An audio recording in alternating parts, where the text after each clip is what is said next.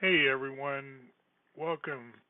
This is April 11th, and I'm looking at a beautiful picture of a virus, electron microscope. So, a prepared sample on Facebook here. We're having some discussion about it. Steve Maston is one of my Facebook friends and a wanderer.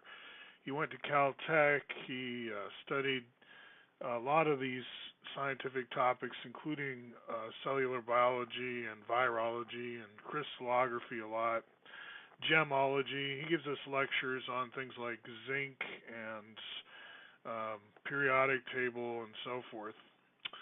And we're discussing the link to the Fuller literature, actually. He jumped in on that story when it came time to figure out the number of capsomeres, which are like molecular components in the viral shell. So that's kind of setting the context of my morning here. I just really, though, wanted to talk about object-oriented programming. Those of you who take my courses, you know that when I teach Python, I focus a lot on the community, how it holds together in terms of governance and so on, and discussion lists, one of which is EduSig, this mailing list. And I've been posting to it for a long, long time, so you'll see a lot of my writing there. And I just put the first post in for April. I wanted to go through what it says a little bit. So this is how you get to the archives. I'm jumping in. I'm the only post in April, so it's already almost the middle of the month, and I'm the first post, so it's not like there's a lot of activity here. If you want to join, all right, feel free.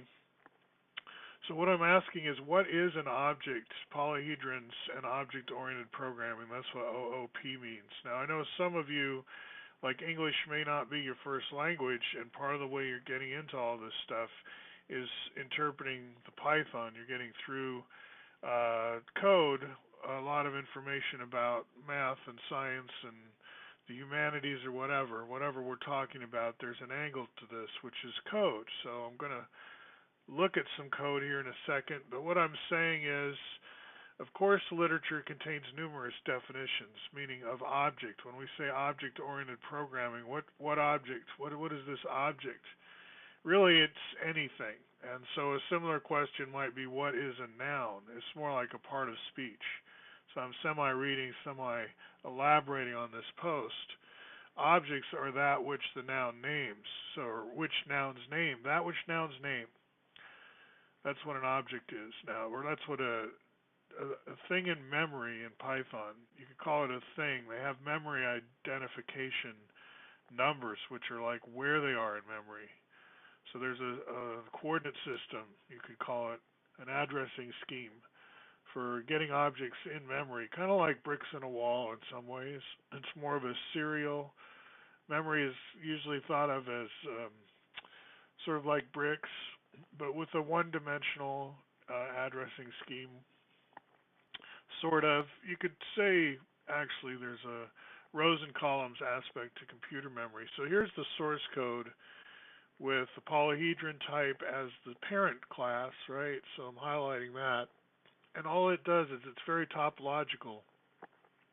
It gives number of vertices and faces, and then computes how many edges using Euler's law. So you only have to pass in V and F. And you don't do this at the polyhedron level necessarily. You can, but I subclass polyhedron then to give like tetrahedron, octahedron, and I neatly subclass tetrahedron to give the A and the B with preset volumes of 1/24th. Now those are default volumes, and you could override them somehow, like if you have a different unit, you don't want to call it 1/24th.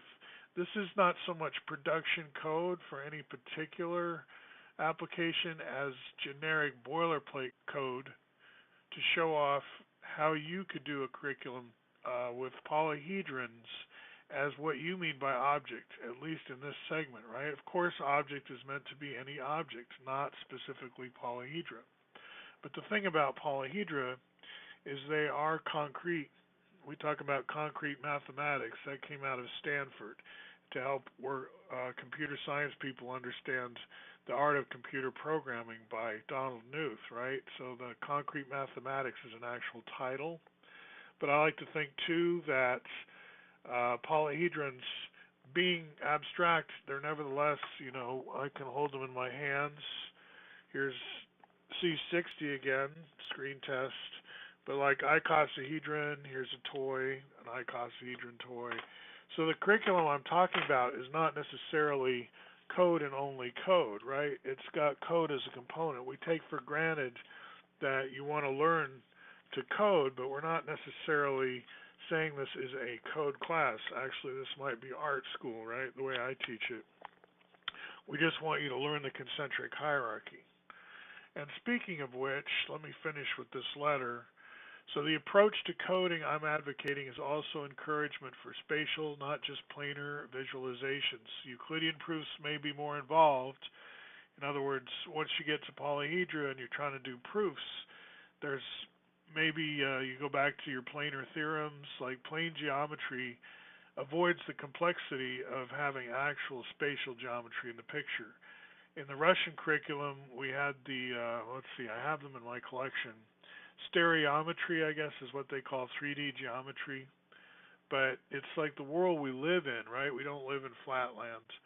And that's something else I point out, that we don't live in flatland. And we have other generalizations we can talk about and other proofs.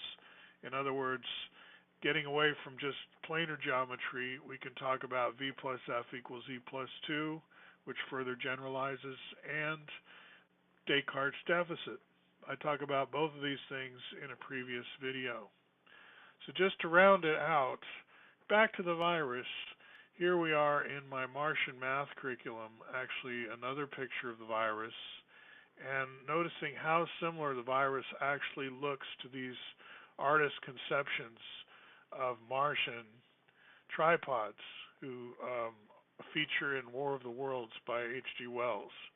I talk about that because they're Martians, right? And this is Martian Math, which is heavy on science fiction as a way to think about the future, because math is also used to predict, shape, simulate, and it's about the future. It's about risk taking. So I wanted to just mention that the Martian Math curriculum here on GitHub, I'll put a link in the comments, further elaborates on the polyhedrons and the code that you might want to use for doing all this stuff. And don't forget, digital math curriculum spells it out in even more detail with the 4 branches: Neolithic, Casino, and Supermarket Math as 3 of them, and Martian Math is where I get into more of this polyhedral spatial geometry, which, as you see here, I'm linking to writing code, right, and actually learning about inheritance and attributes. And see, we've got kind of a intricate structure with my subclasses of polyhedron. You can have a lot of mental content, lots of grist for the mill.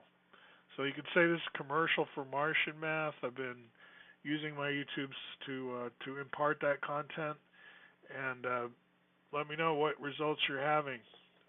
There's a lot that you could contribute to this curriculum if you feel like it, if you see that it has value. Talk to you later.